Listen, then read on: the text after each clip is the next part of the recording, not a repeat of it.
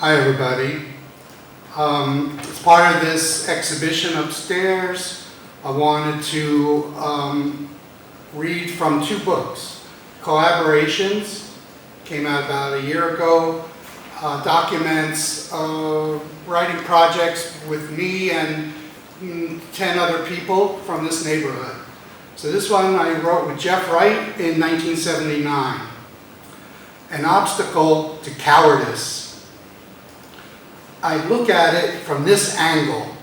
How should I react to interest? All of a sudden you are frozen in a funny way and your pockets are ready for quiet. Houston Street is open for tonight's vision, where rats in the street and religious comedy enhances me. The piano jumps into your frozen statues. It's the life of an icicle and the open road of knees. You're good down there, buggering the gods, eavesdropping on their connections while greasing their dealers. The mothers are processional. Is this a group? I can't submit my body to aliens. They can't read or write. At best, they offer only an obstacle to cowardice. This one also written with Jeffrey Cyphers Wright. Dear letters, look at this southern thrust. The fools are not less beautiful for their hopeless inspiration. But listening to their clamor, this morning our trouble is worse. Give us then multiple evidence gates. Don't forge your sleek t-shirt, and don't fondle the dilemmas scudding evenly, nor the pellets snoozing in the grove. Keep beside you the goal of forbearance. Dominate the roseate conch shell that lies at the base of time.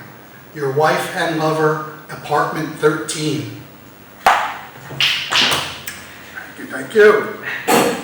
Now this book just came out, I guess, just as COVID started hitting about a year ago. Wasn't supposed to be like this. This includes a 70-page poem called My East Village, which kind of chronicles the last 50 years in this neighborhood, including a section on Mimeo publishing, which we have upstairs in the vitrines. So this is a segment from My East Village. We poets of what would come to be termed the third generation New York school were inspired by the self-produced publications from mentors preceding us in East Village Mimeo glory. We could point to Ted Berrigan's C Press, Ed Sanders' FU, a magazine of the arts, Larry Fagan's Un Poco Loco, and Adventures in Poetry books and magazines, Louis Warsh and Bernadette Mayer's books and magazines with the United Artists imprint, and before that, Ann Waldman and Louis Warsh's Angel Hair Press.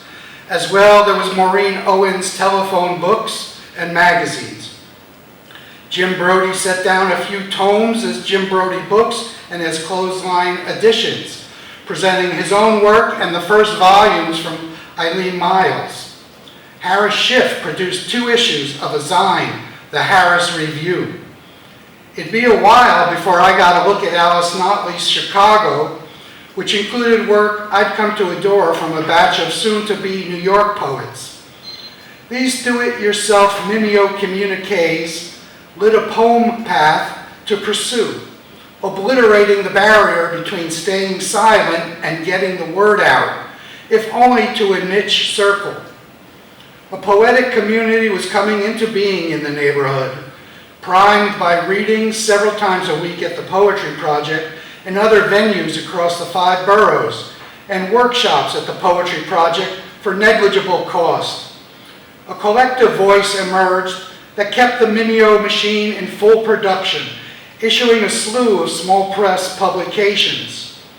Michael Skolnick, Gary Lenhart, and I thought it would benefit the loose confederation of East Village poets, including ourselves, if we published hefty selections of work, increasing attention to the talents of our marginal community.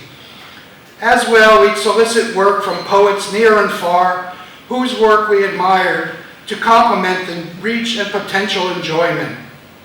Michael proposed the name, Mag City, and us two other editors agreed, a precedent in tone that would carry through for the next 8 years as we assembled and propagated 14 issues. We asked for poems on hearing them presented at readings at the New York Poets Cafe, the Poetry Project, and a scattering of series held in the back rooms of various bars. Michael had befriended Miguel Agarin while an undergrad in the early 70s at Rutgers. So when he opened the New York Poets Cafe in its first iteration on East 6th Street, we Mag City guys were welcomed into the hub of urban Latino African American culture, where the stage was shared each night by poets and cangueros and Celia Cruz on the sound system, getting everyone onto the dance floor, all a mix to connect back to the island pulse and celebrate what mainstream America failed to acknowledge, let alone sing. Thank you very much.